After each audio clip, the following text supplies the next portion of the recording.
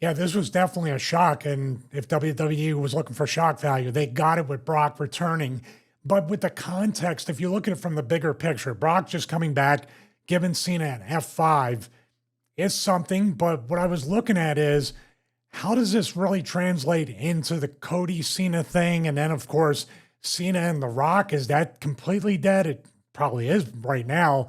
And then you're starting over and resetting Cena like halfway or more into his retirement year.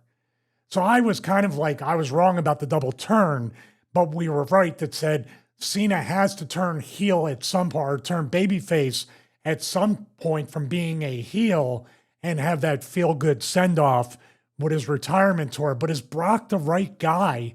He's coming back strong. And is he going to put Cena over with his first supposed or alleged, we'll use the word alleged a lot in this, I guess, but his alleged like return, which should be a strong return where he runs through people. So I think the timing of the return and the person he actually ended up giving an F5 to. Now, if he gave one to Cody, I would say, okay, we have something here and some intrigue. Where does Cena fit in with this, with his history against Brock and his current history against Cody? But it feels like there's a lot of doors being shut, the Cody and Cena thing. And then Brock, out of nowhere, they're going to continue something from years ago when Brock returned last time, what was post WrestleMania Miami. And then he literally squashed Cena at that SummerSlam match. Remember that? It was like 22 Germans and just beat him. Yeah, I remember that. I think it was like not elimination, but Extreme Rules when that was still a pay-per-view. Maybe it was that, and he came back. I think it was SummerSlam. I think it was SummerSlam after WrestleMania. I think he came back after a WrestleMania, and then I know like the short match with John Cena was there, but I'm sure Brock Lesnar's first match back was the one where do you remember when he like tried to do a clothesline or something like that over the top rope, and he somehow threw himself entirely out of the ring? Yeah, I remember that. But I know for a fact the return was the Raw after WrestleMania in Miami, and that's where it set off that Brock was going to fight Cena, because he did the same exact thing he did at the end of SummerSlam night too. Just come in F5 him out of nowhere. There you go, leading to a match with John Cena at Extreme Rules 2012. Yes, I remember it very well, that one. Then it goes to SummerSlam. Right, okay.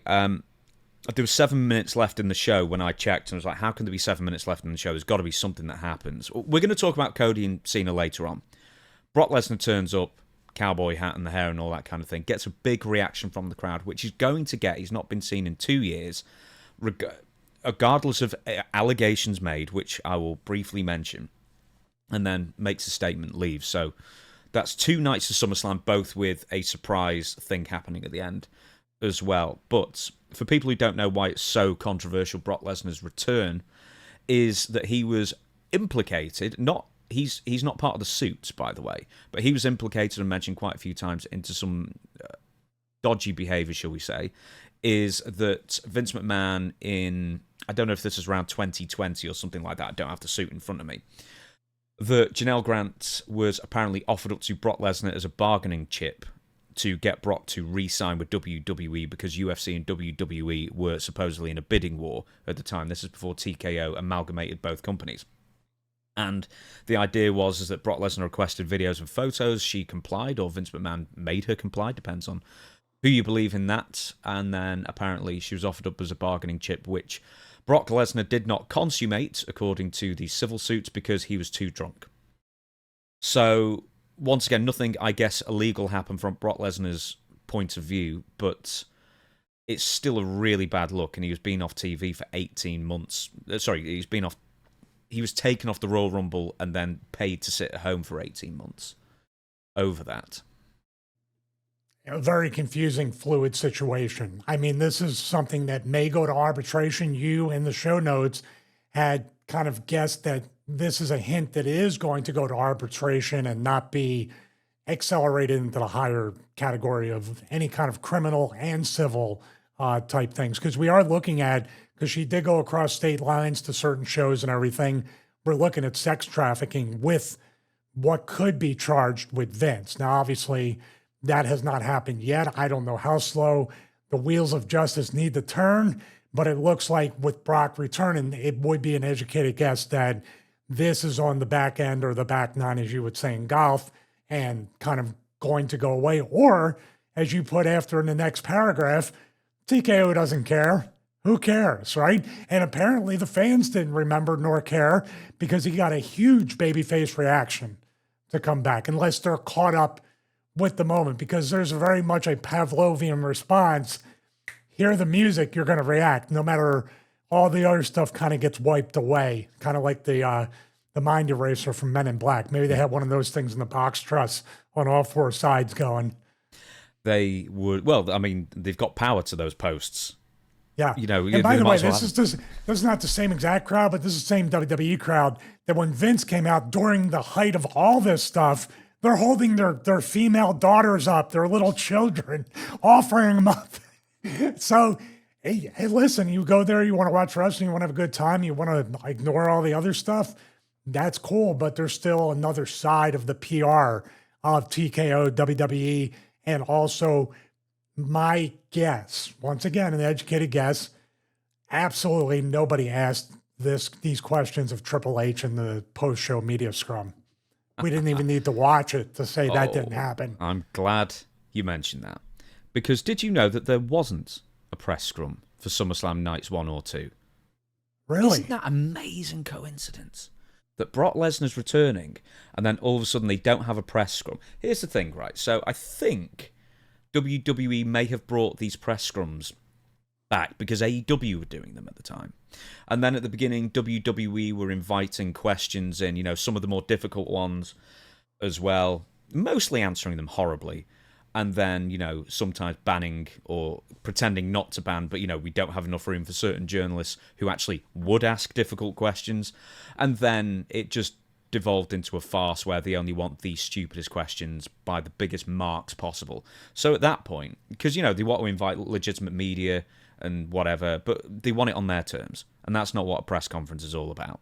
So at this point, with Brock Lesnar coming back, I figure Triple H or whoever was in charge just went, you know what, we really don't need to do these things, because all we would have to do is field questions about Brock Lesnar's part or intended part in the Janel Grant lawsuit. That's all we'll get, so why do them? What they did do is have, is he Pete Rosenberg?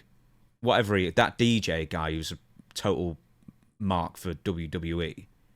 I think that's his name. Right, this is the post show kind of out there in the stadium, correct? Yeah, he's one of the WWE bumlickers. Anyway, he was hosting a post show thing, you know, at like the same table basically that they do the pre-show. And Triple H at that point said, and I wrote it down vaguely enough, it was incredible to have Brock back. Which once again, it just exposes the fact that this is why they don't have press conferences anymore, because they can't control the narrative, whereas they can in the post show. Well, because they can't answer when someone asks a legitimate question. Enjoy the show. That was the last halfway tough question that dude got, and he was like, "Enjoy the show." It's like, what? Right? Should we talk about WWE, and more specifically TKO? I mean, they're just over the last few years, they've been such a scummy company between UFC and WWE, with the Vince thing, with the Brock Lesnar thing that they're bringing back. And once again, with the Brock Lesnar thing, he's not Vince in this. He didn't actually do anything, apart from, you know, nearly try and cheat on his wife, allegedly, in this lawsuit, or that's what he's accused of. And we don't know, you know, if Janel was complicit in this or not. Once again, it's a very muddy situation. But on the UFC side, we've got Conor McGregor. He just lost an appeal for sexual assault case against a girl in Ireland, and all his brand deals have been cancelled. Yet he's just been re-entered into the UFC testing pool, and he never got punished for all these infractions. John Jones eventually got stripped of the UFC heavyweight title, but that only became apparent when he wasn't going to defend it after 2 years. And, you know, in that intervening 2 years, and even beforehand, there were tons of failed drug tests and beating up his girlfriend that he's been arrested for, and so many other things as well. There's a UFC fighter, Bryce Mitchell. He was defending Hitler on a podcast and didn't get fired. And then there's another UFC fighter. I've never even heard of this guy. Cedriques Dumois, or however you pronounce it. He was charged April 30th with a home invasion, robbery, battery, possession of a weapon or ammo by a convicted felon, and drug possession, and he is still just been booked for a fight on September 13th as well. And how can we forget Dana White smacking his wife as well? Now, in fairness to Dana, his wife had hit him multiple times first, but then it was only the thing that got leaked was Dana smacking his wife, and he didn't even get a slap on the wrist for that as well. In all seriousness, Dana White found after Dana White investigated Dana White that Dana White did not do anything wrong, right? By the way, this is an upcoming roster for upcoming WWE TVs and pay-per-views. You're going to see all these people eventually do something with WWE, so the TKO can keep on brand, as James would say. In all seriousness, when does Vince McMahon return to WWE? And I'm not saying a creative, I'm saying he's still got some stock in the company. Do you think he's ever going to come back as a TV character? I mean, if they sort out this NDA, the Janel Grant situation, if he pays her off or civil court, or however it finishes, when it's finished, does Vince McMahon return? Well, I thought the best opportunity, and I think we talked about this during the Hulk Hogan episode, I believe we definitely did, that would have been a little bit of a toe in the water, dipping the toe in the water for Vince and WWE and TKO if Vince had voiced over the tribute for Hulk Hogan to gauge. That would have been an easy way to gauge the reaction to see if the outrage, real or fake or somewhere in between, would have been very pronounced.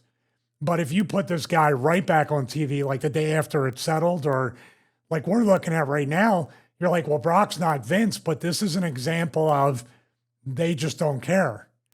And that's fine. That's their choice. I don't think stockholders are going to ask what's going on with the Brock Lesnar thing.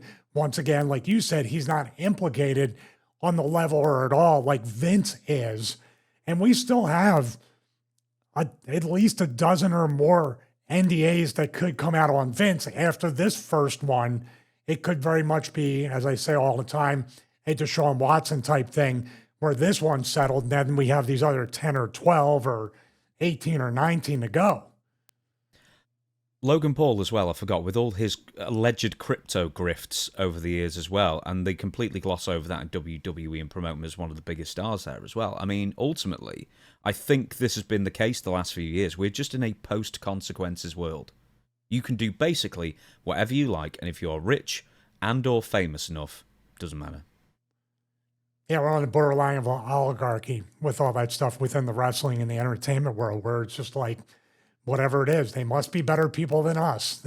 After all, I just laugh because it's like, is wrestling now getting back to actually featuring and pushing and shoving down people's throats absolute menaces to society? Because that's the way it's actually come full circle. Because back in the 80s and the 90s, every wrestler was an absolute menace in society and needed to, for some reason it went there, and now it's coming back to kind of pushing the envelope. More outside the ring than inside the ring. Not to bring this back to Hulk Hogan as well, but all these people who, not that Hulk Hogan hadn't dragged his own name through the mud, but the guy died obviously a couple of weeks ago. I just get a sense that because Hulk Hogan said some words, more people will still be upset with him than they would be Vince McMahon. Do you know what I mean? Is that just me thinking that?